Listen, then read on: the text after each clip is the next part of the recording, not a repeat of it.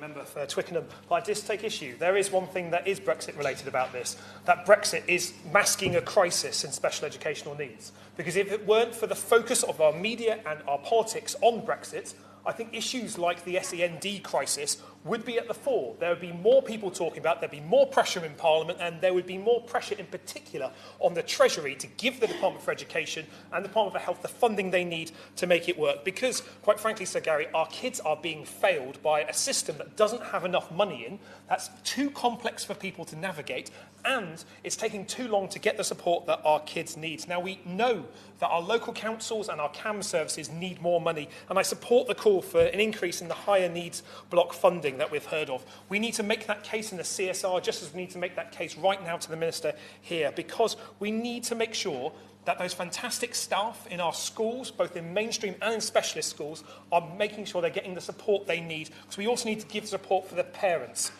Because I heard my honourable friend from Corinne Nantwich in a debate on children's social care say, most powerfully, a story about one of her constituents from a mum that said, I don't want to be a fighter anymore, I just want to be a mum. Because parents are fighting every single day to get their kids with SEND the support they need, and they are struggling with it. That's why so many of our kids are now being homeschooled, because the support in mainstream education isn't there, not because the teachers in those schools aren't working hard enough to deliver that support, but simply because there's not enough funding for them. And that's why we need to have it. I had constituents in my surgery nearly every week talking about the difficulties here. Now, the story in Plymouth is no different, I imagine, from the stories right across the country. There is a crisis in SEND support, and we need to make sure that we're restoring the safety net that these kids deserve.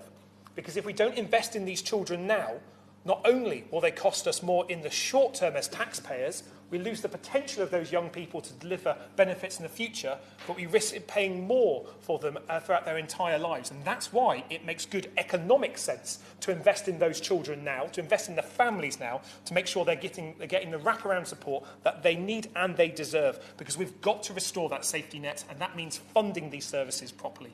Thank you, Sir Gary.